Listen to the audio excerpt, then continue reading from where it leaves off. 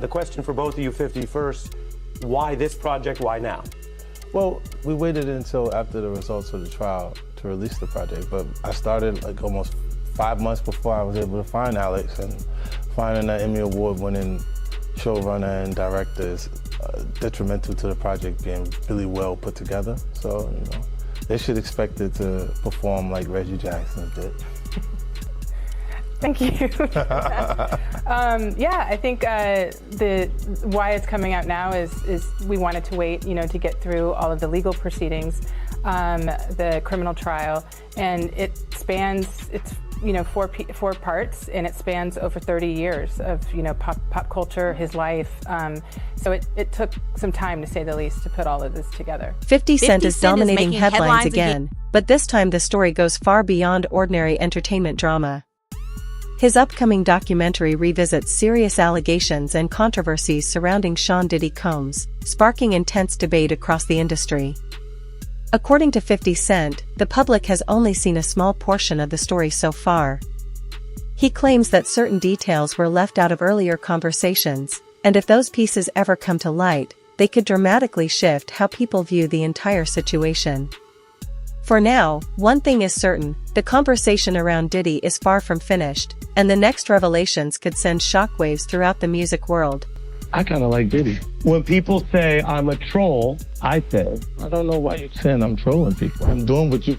In a recent interview, comedian T.K. Kirkland offered his perspective on the long-running tension between 50 Cent and Sean Diddy Combs. Kirkland suggested that Diddy's reported relationship with the mother of 50 Cent's child was unlikely to be accidental. In his view, the situation crossed an unwritten boundary of respect that many people recognize in personal relationships. Considering Diddy's global fame and influence, Kirkland argues he had countless other options, making the choice feel, to some observers, deliberate. Whether intentional or not, the situation only intensified an already tense rivalry between two of hip-hop's most powerful figures. Now, I just want to say this. People are talking about how, you know, 50's attacking him and he's being petty. Now, keep in mind, out of all the women in the world that Diddy could have gotten with, he chose 50 Cent's baby mother. It's a lot of variables to this particular question.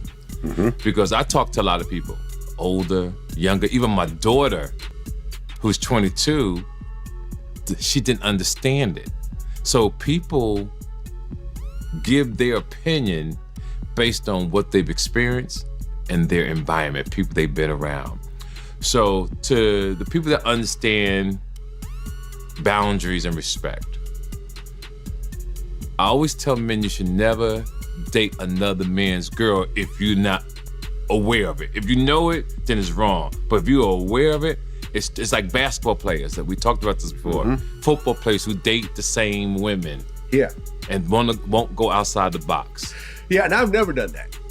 In my life, I can honestly say, at 52 years old, I have never According dated to T.K. someone. Kirkland, the controversy surrounding this situation cannot simply be dismissed as a misunderstanding.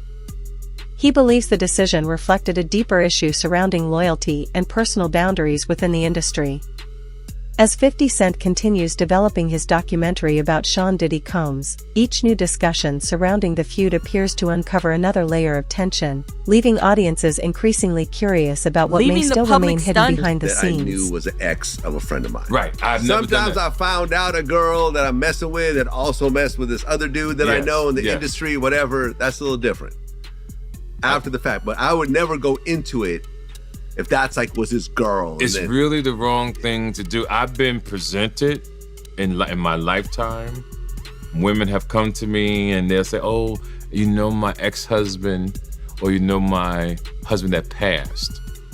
And when I was in my 30s, I leaped and did it. Because I said, if I died and was in a relationship and my baby mom was fine, ain't nobody gonna think of me. They're gonna date the person. So this is just some real shit. As I sit here today, knowing that there's an ocean full of women. Billions. There are billions of women. Billions. Right, and that's the whole thing about Diddy. Diddy's not some nerdy dude who just happened to find some IG model and, oh my God, this is the girl of my dreams. Man, he has access to women all around the planet. And that's his reputation. But he went after the baby mother of one of his rivals. Exactly. Someone who had been taking shots at him for years. Absolutely. On purpose. And he went after her knowing that they had beef. Right. And slutted her out. Just slutted her out. Having a whole basketball team run a train on her. I Just totally the whole agree. thing, right? Totally agree. Right. But his reputation from when he worked at Uptown, I'll be sure's girlfriend. Oh, Kim Porter. Right. That's his reputation. I'll be sure his baby mother. Baby mama. Yeah. Then Eric Serum, his friend, the one that had she had his baby, Mia. So he's had a reputation of going after people. Tupac's ex-girlfriend. He got a baby with her too. Exactly. Yeah. So my point that I'm making to the men listening, well, if you don't understand this, then you just poorly educated and don't really have common sense. In another It's a revealing no-no. conversation, There's no way I would longtime industry figure Gene Deal, who previously worked closely around Diddy's circle, has raised concerns about the development of the documentary project. Deal claims that several concepts used in the film were similar to ideas he had previously proposed, suggesting his contributions were not fully acknowledged. According to Deal, he spent time discussing story directions with producers and believed he helped shape parts of the project's narrative. His criticism has sparked debate over creative ownership and transparency, raising questions about how documentaries are developed and who ultimately receives credit for the ideas behind them. Had to be down. The documentary had to be downsized. You understand? I don't really believe that, because a documentary is a documentary, and they could have had 45 minutes. They could have had an hour. To each one of those. You understand? They left out certain things. He said they even left out the one about Sarah Chapman. You understand? And for whatever reason, he probably left out a lot of other different stars too. Situations that they could have spoke about. You understand? I have a problem with the documentary, and I'm just gonna let you know that the reason I have a problem with the documentary is that they know that they took my idea. You understand? They know that when I came to them, I laid out what they should do and how the documentary should be. You understand? She could say whatever she want to say. I talked to those producers before I even talked to her. They wanted to know what I had, what I was bringing, my pictures, all that stuff like that. And I told them about me, Tim, and Kirk. You understand what I'm saying? And how it would go. They did the same thing. This ain't the first time they stole from me, man. If you look at the Notorious Big, if you watch the Notorious Big, that part about the shoes, I had that in my book.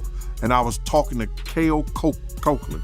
He was one of the writers of that movie. And I told him about when I let Big use my shoes at Soul Train Award. You had this old flunky ass dude, Mike B, get on Angie Martinez's show and talk about, yo, Big, he wore mixed max shoes and he went out there and performed. When you go look at the film, when you go look at Big performing that on that show, ain't nothing mixed match about them shoes. There was $800 Maury's, size 14D. Big World 14E. E means that his shoes is a little wider than mine. He struggled, but he put them on and he went out there and performed. Those was my gators that he had. Gene Deal has also shared controversial claims about Sean Diddy Combs' personal relationships, suggesting a pattern where women connected to his rivals became romantically linked to him. Deal argues that these relationships may have carried deeper strategic motives rather than being purely coincidental. In his view, such dynamics could reflect broader power struggles within the music industry. While these claims remain unproven, they have fueled discussion about how personal relationships and professional rivalries sometimes overlap in high-stakes celebrity environments. You understand? They did a little skit trying to disrespect me in the movie. You understand? And they said something about, oh, we got this shit from Big Sexy. He knew they called me Big Sexy, you understand, because I used to play ball with them at the Reebok on Columbus Avenue on Saturday morning. And on my arm, it had Big Sexy. Right there, Mighty. That was my pen name for Felon Magazine. People didn't notice I used to write for Felon Magazine. You understand? And because I was a parole officer writing for Felon magazine, I named myself Big Sexy. You understand? So now, they go and steal my ideal and what I was writing in my book on the Notorious. Now they did this on this doc. That's what they do, bruh. They don't care, bruh. They did the same thing on the BMF things to my man who just did a book. His name is Alexander Newell out there in Detroit. They call him KK. Him and the brothers used to run around on the west side in the Brewster Project. They from the Brewster Projects. Him and his brother, what's Alex's brother name? Dangerous. They got him played in the movie as the name Dog in that BMF movie. Alex's brother name is Lawrence. I think it's Lawrence. Dangerous. Wasn't playing. When they got him up in the video, going into the game on the BMF thing and killing somebody in front of everybody in the basketball thing, he was that type of dude. Alex used to come to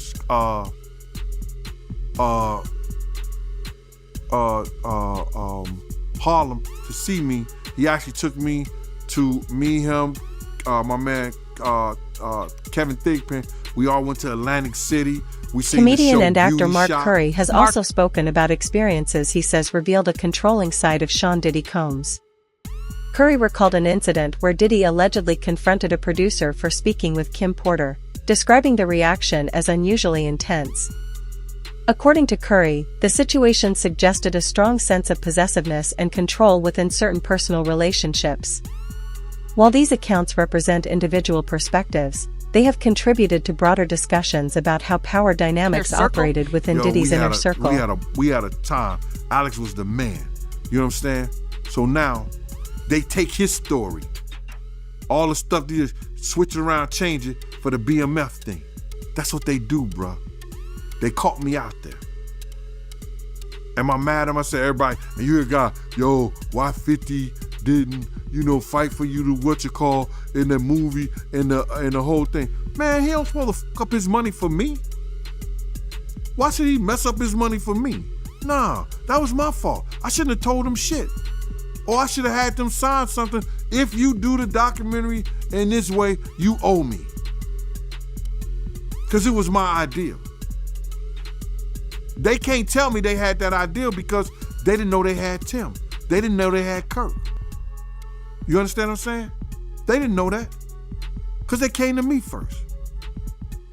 So that's what they do, bruh. That documentary, and if 50 do another one, and I heard he's gonna put it on YouTube or do whatever he's gonna do, Puff ain't gonna have nothing to do with that. Puff ain't gonna have nothing to do to try to stop that because he can't. Because if he could stop it, it would have been stopped. You know why he can't stop it? Because Puff know people right there at Netflix. Don't think he don't. And I don't know if this guy still worked for them, but he was part of the Flavor Unit, Shakim. He was part of the Flavor Unit.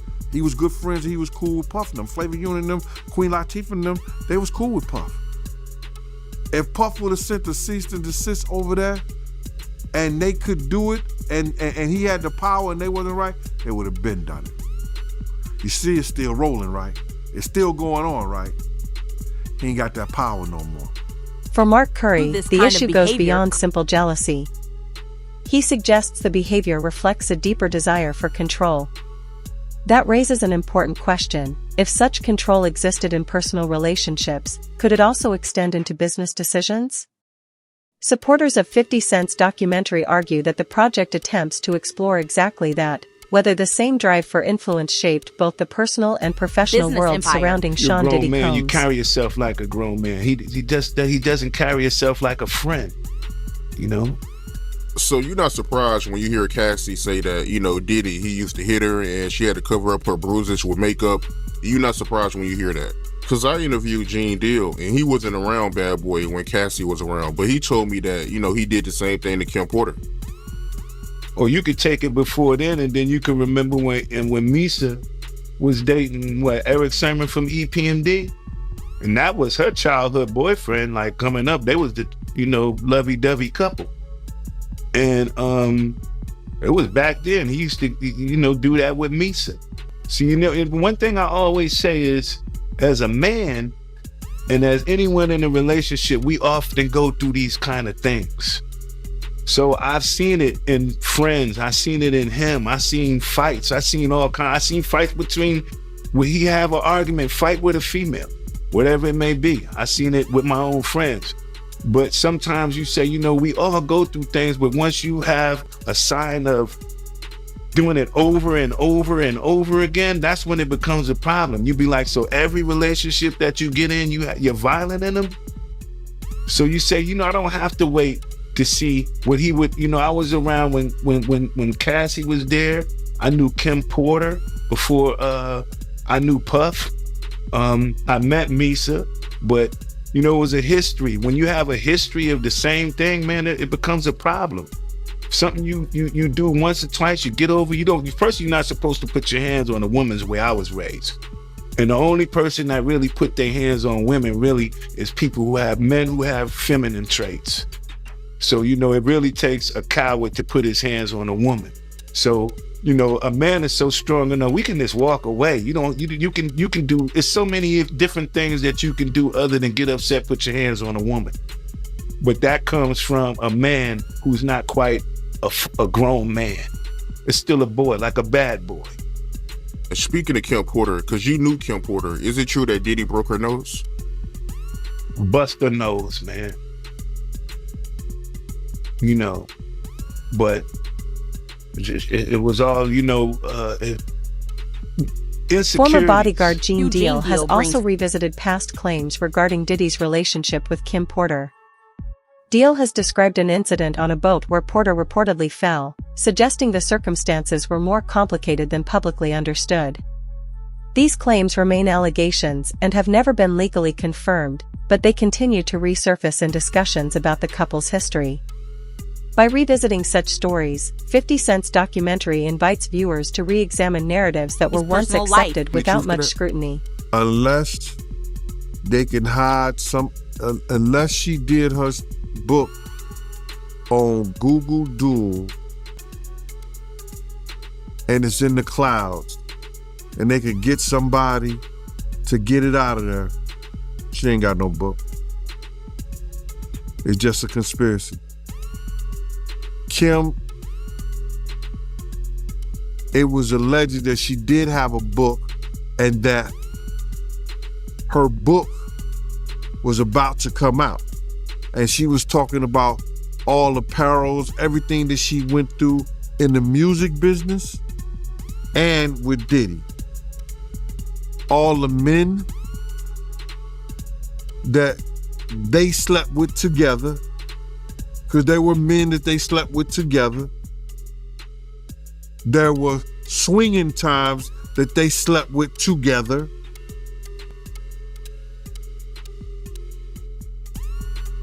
I don't know, man. How do you put your girl through some shit like that? Or how you look at your girl and knowing that she sexing another dude? What kind of demonic mind you have to be that far gone where that shit don't bother you for somebody that you love?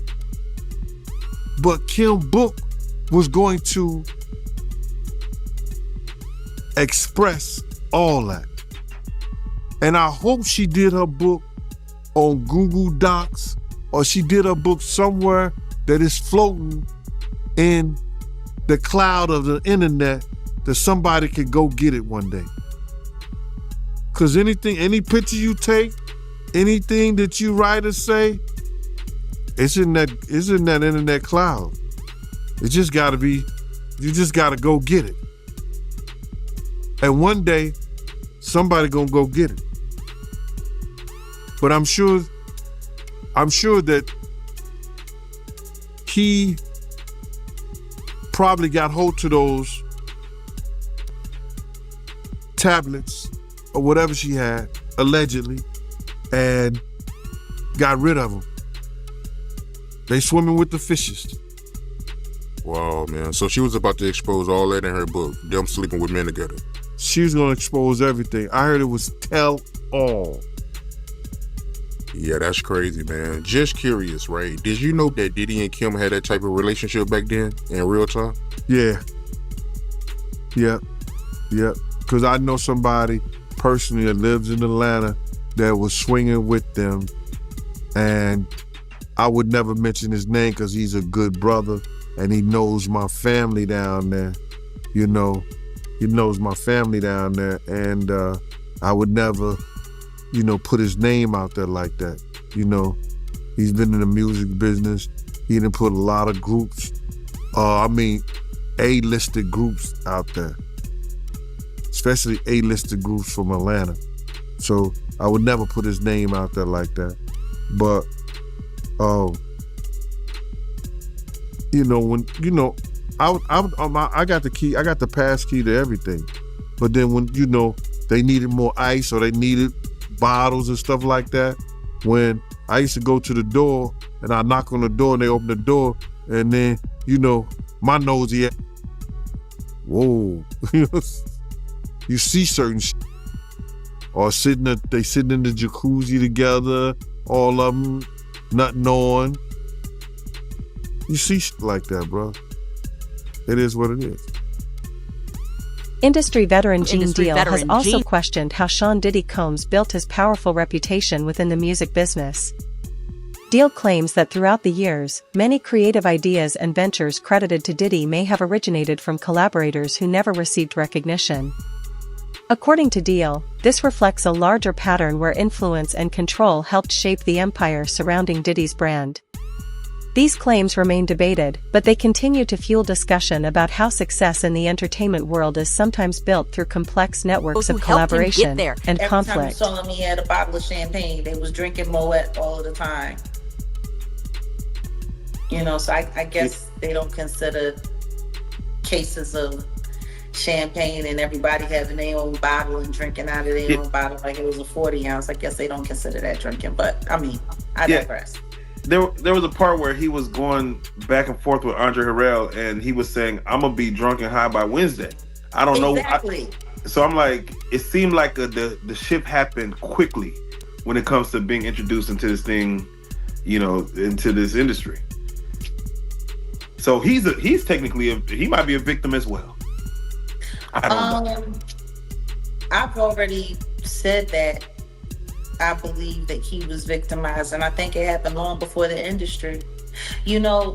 People really don't want to look closer into his childhood and to what his mama had going on in that house. God knows what he saw and what happened to him in his own mama house.